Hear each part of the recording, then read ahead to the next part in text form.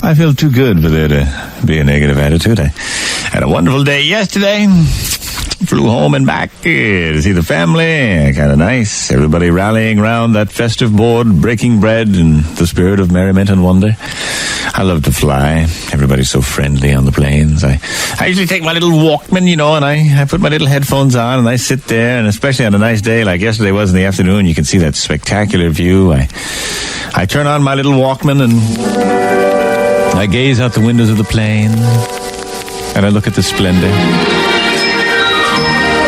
all around, but I never heard it sing. Oh, no, I never heard it at all till there was you.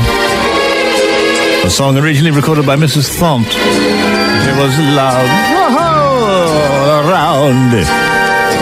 And I sit there and I smile, and Stuart smiles, and I get a bone dry.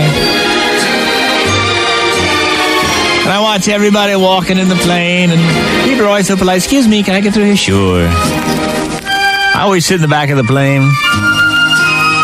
so I can light up a camel and watch the happy faces. It's always great when there's children. Are we real high, Bob? Yes, we are. Are we high? Are we up in heaven? We won't run into God, will we? You don't think we'll run him over? No, Johnny, it's okay. You don't have to worry. We won't run over God. And everybody just chuckles. And I was sitting there, and I looked over the passengers, the foreign exchange students from Germany, the nun, the airline pilot catching a ride back to his home destination, the little kids on their first flight, the soldier with a broken arm from jump school, the housewife flying off to meet her husband on business, the record company executive with his portfolio, Carlos the international terrorist. Carlos the international terrorist! Everybody down! Yeah! I opened fire, knowing I had to nail him once and for all. Down! When Carlos got down to it, he returned fire. I'll get you, Carlos! Sorry, buddy! I just opened fire at the seat backs, knowing full well the thin foam rubber would never stop my bullets. I just sprayed the backs of the seats. Bodies flopped around in the seats in front of me. Watch out, kid! Watch out! Sorry, lady!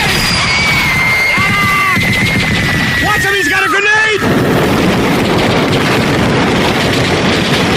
The flesh was flying as I practically melted the barrel on my Uzi, spraying the front of the plane. I look inside the cockpit. The captain and the co-pilot were slumped over the yokes as I sprayed. Carlos!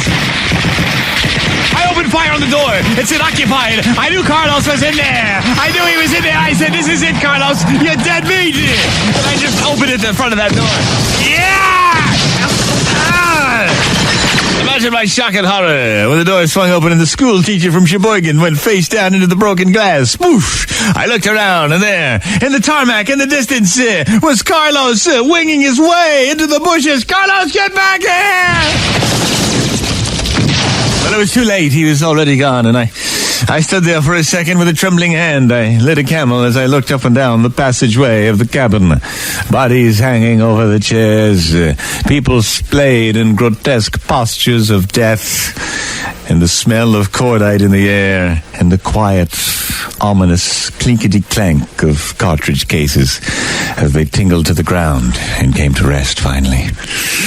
I heard a groan, kind of a movement up in the front of the plane as the distant whine of sirens assaulted my ears. I crunched my way up through the broken glass and the discarded pillows, the blood-stained blankets, and there was a stewardess. I said, oh, yeah, good. Stewardess.